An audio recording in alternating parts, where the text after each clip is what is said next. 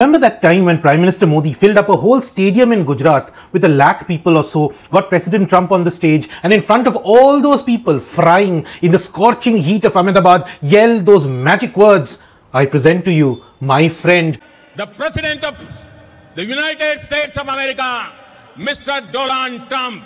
And Dolan too is actually quite fond of our Prime Minister. He keeps talking of Modi in podcasts, interviews, rallies. Modi, India. Yeah. Mm-hmm. He's a friend of mine. He's great. Well, they had, before him, they were replacing him every year. It was very unstable. Mm-hmm. He came along. He's great. He's a friend of mine. But on the outside, he looks like he's your father. He's the nicest, total killer. Some of the close-ups of the two hugging each other feel like they're right in the middle of a rom-com. So will this bromance save the Indian economy under a second Trump presidency? To answer that, we need to first appreciate what Trump's plan is for the next 4 years. Now, when it comes to the economy, Trump has been passionate about 3 things. The Trump trifecta, if you will. Tariffs, regulations, and immigration. He wants to impose 60% tariff on China, around 10 to 20% on other countries exporting to the US.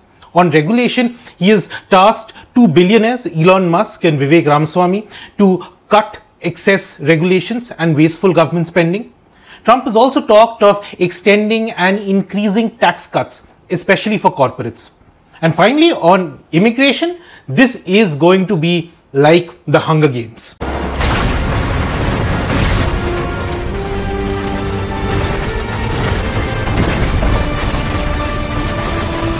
They are talking of mass deportations, cutting down on work visas, sealing up the border. And by the way, I don't think all of this is just empty rhetoric. Trump is serious. He has won much more convincingly than he did in his previous term. He has the support of his party. The Republican Party is now essentially the Trump party. There's hardly any internal opposition left. And with the Republicans having a majority in the Senate and the House, their rough versions of our upper house and lower house, he has the executive in the palm of his hands. And finally, thanks to appointments he made during his first term, the Supreme Court now also has a majority of his appointees. So he has people, party, executive and judiciary all under his control. To put it in Marvel terms, Trump 2.0 is going to be the Incredible Hulk. And so, how should India deal with the Hulk? Hello and welcome to The Bond Economist, your one-stop destination for professional advice on the economy. My name is Auradeep Nandi, and today we talk of the impact of Trump 2.0 on the US economy, on the Indian economy and on financial markets.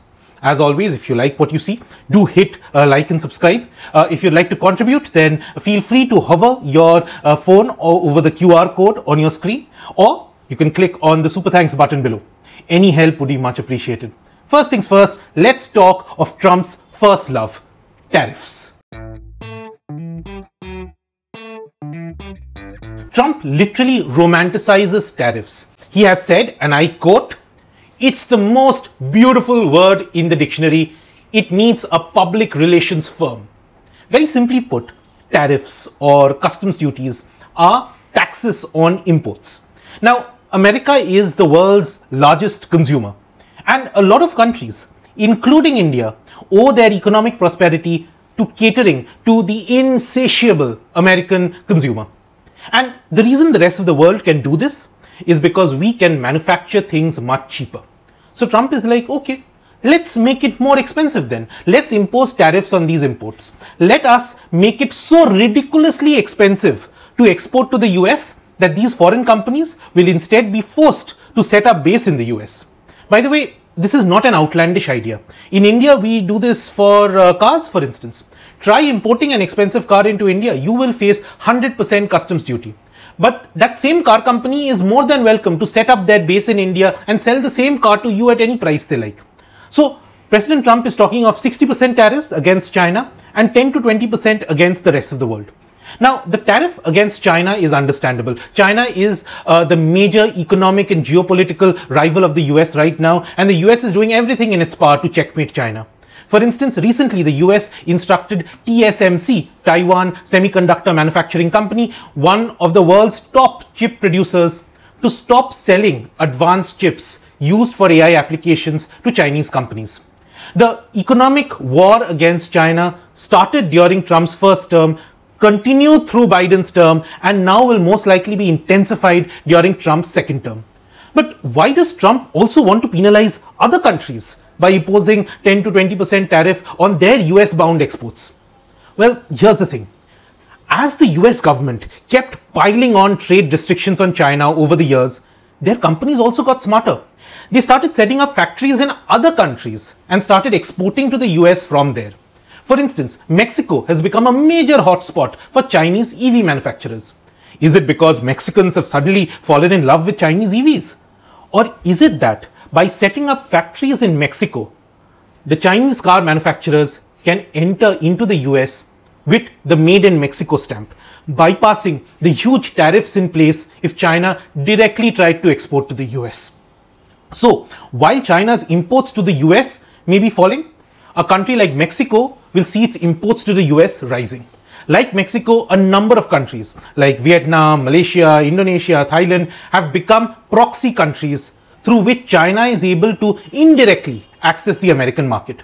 Naturally, Trump wants to plug these loopholes by increasing their tariffs too. So, where does India fit into all of this? India has one key advantage that Vietnam, Malaysia, Thailand, Mexico, etc. don't have.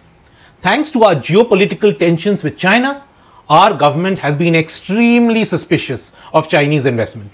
So, India can always tell the US, "Arey, don't shoot us. We are not part of the global conspiracy to sneak Chinese goods into your country." And while this certainly helps, it's not going to be enough to calm waters between US and India.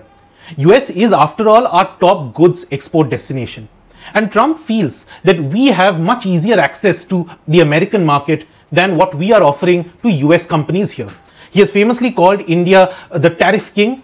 And it's not just tariffs. The two countries also blame each other for non-tariff barriers. So this is when one country may have low tariffs, but when you actually go to export there, you may find that their regulators have kept such unrealistic quality standards, or the marketplace has been made so unfair that in reality, you can't really export to that country. For instance, US often complains that the level of intellectual property protection in India is terrible. So what's the point of low tariffs if the company realizes that the Indian government isn't doing enough to protect their products and designs from being copied by others? India has complaints too. The US runs a program to help developing countries by allowing them easy and sometimes duty-free access to the US market for some products. It's called the Generalized System of Preferences, GSP. And India used to be part of it until Trump was like, wait a minute, India is a tariff king. So why on earth are we giving them preferential treatment to enter the US market? And unceremoniously kicked India out of this program.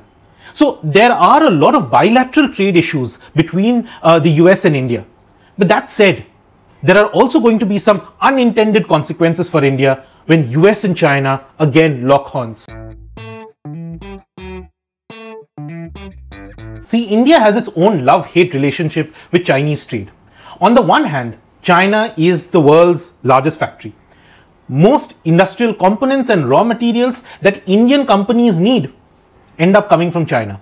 The hard truth is that India's manufacturing, India's exports, a lot of our factory jobs won't be able to survive without China. So the idea that China makes only cheap toys and gift items that we can patriotically avoid buying during Diwali is an idea that is at least 2 or 3 decades old. And so despite all these border tensions, India continues to have an embarrassingly large trade deficit with China. Now, over the past couple of years or so, Chinese economy has been slowing. Specifically, its property sector has collapsed. People have lost their savings, builders have gone bankrupt, property sales have crashed, and the inventory of unsold houses has shot up. So, things that the property sector used to demand and what China would produce, like say steel, machinery, glass, aluminium, chemicals, panels, etc., are no longer in such high demand in China. So, Chinese factories are now sitting on excess capacity. To cope, they are offloading all these excess goods at extremely cheap prices onto the rest of the world, something known as dumping in economics. Now, you may say, wait a minute, Isn't that good news for Indian industries? After all, they are now getting cheaper inputs from China. Well, it depends on which industry you're in. For instance, an Indian car manufacturer may welcome cheap Chinese steel. But for an Indian steel company, the cheap Chinese steel becomes an existential threat. So then the steel industry goes to the government of India and says, nothing doing, you apply higher import duties on these ultra cheap Chinese imports to help keep us competitive. These are known as anti-dumping duties. So sometimes the government of India obliges, sometimes even the reverse happens. The end user industry that sort of uses Chinese imports may lobby the government to reduce these duties because the industry needs the cheaper inputs. So it's a policy mess. The government routinely keeps applying anti-dumping duties on some items against China and then also removing them when it gets too inconvenient. Now, the concern is that when Trump makes the US market even more difficult for China to access, well, Chinese companies may end up dumping their cheap goods to other countries even more, making it a policy headache for the Indian government to manage. It's like a goalkeeper trying to defend hundreds of footballs being fired towards it at the same time. But there's also good news. Those of you who are Game of Thrones fans would know this dialogue. Chaos isn't a pit. Chaos is a ladder. So, while global manufacturing is in chaos right now, the ladder has been left unattended for India. To escape from the US-China tussle, a lot of global companies have been looking to shift parts of their supply chain to India. Case in point, Apple, an American company, has already been using India to put together nearly $15 to $16 billion worth of iPhones. And now, with Trump's China threat, they may double up this production to around $30 billion. So, the US-China chaos is a great opportunity for India to rise up the manufacturing ladder. But this is for trade in goods. How does Trump 2.0 change the playing field for India's services sector? Which brings us to the next big issue, immigration. Now, for the unemployed person in rural India thinking of somehow sneaking into the US through the Mexican or the Canadian border, Trump is going to be bad news. Bad news also for this cottage industry we have in India of jugaad immigration agents trying to push people illegally into the US. Even for legal immigrants who aren't yet permanent residents, life could get tougher. For instance, children born to Indians in the US who are not yet citizens or permanent residents, well, those children will probably struggle to get automatic US citizenships. H-1B visas that allow American companies to hire foreign workers will also most likely see major cuts. Now, you may think that this is bad news for India's IT sector, but I am not so sure. Because Indian IT companies based in the US have already been relying more and more on American workers as visa rules have tightened over the years. In fact, currently some of the top users of H-1B visas are actually homegrown American companies like Amazon, Google, Meta, Microsoft, Apple. They are in the race to get talented people from India and from other parts of the world to work in their offices in the US. And so, why should the Indian government be worried if Amazon or Google will now find it difficult to poach an IIT Bombay engineer? In fact, this could actually benefit India.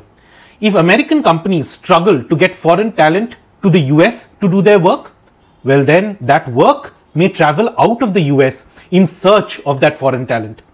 India is emerging as an international leader in global capability centers or GCCs, wherein global companies are setting up their back offices in India for pretty sophisticated functions. So be it R&D, analytics, vendor management, human resources, AI, all this work for a company's global operations is now being managed out of a large office in Bangalore or Hyderabad or Chennai or Gurgaon. So the more US companies struggle to get foreign workers, the higher is the chance that this work gets outsourced to India. Also, if Trump lowers corporate taxes, cuts business regulations, gives a push to the US tech sector, then US companies will have more resources at their disposal, and that translates to more business for India's services sectors. So we've talked about manufacturing, we've talked about services. What about Trump's impact on financial markets? Markets are the mirrors of the economy. So to understand how markets will react to Trump, you have to figure out what Trump means for the US economy. Now, most people think that Trump's tax cuts and business deregulation will be positive for US growth. The counter view is that if you chuck out millions of undocumented immigrants, there will be shortage of the cheap, unskilled laborers that American companies are used to, and so costs could go up in sectors like construction and hospitality. Also, if Trump imposes all these tariffs, the first reaction of companies would be to pass on the higher costs to consumers. So inflation is likely to spike up in the US, and that can lead to two things. One, growth can slow, because ultimately a hit to inflation is a hit to consumers. And two, the US's central bank, the Federal Reserve, that just started cutting interest rates after keeping them at really high levels to fight post-pandemic high inflation, well, they will be forced to stop cutting interest rates if Trump causes inflation to again pick up. And in the short term, as long as the US economy remains stable, higher interest rates in the US will attract foreign funds out of emerging markets like ours. So we will probably see our currency depreciate. And per se, that's not really a bad thing. I know people seem to think that the rupee going from 75 to 85 against a dollar means that there's something going really wrong with the economy, but that's not really the case. Yes, weak rupee does make our imports more expensive, but very crucially, it also helps make our exports more competitive. A weak rupee essentially cheapens the cost of our products for the rest of the world. And if the fall in rupee is too much, well, the RBI can always sell some of its huge pile of forex reserves to control that depreciation. The other concern in Indian markets is that this may stop the RBI from cutting interest rates to rescue India from the growth slowdown that we are currently facing. Because if the Fed stopped cutting rates and the RBI started cutting it, then India could incrementally be less attractive for those foreign investors who are maybe, running behind high yield. And by doing so, it could be the case that the rupee depreciates even more. Now, in theory, this shouldn't matter for RBI's interest rate policy, because the mandate is to set it so that inflation is targeted at 4% with a focus on growth. So RBI is actually not meant to use interest rates to manipulate the rupee. But many in the market still feel that the RBI looks at the rupee before tinkering with its interest rates.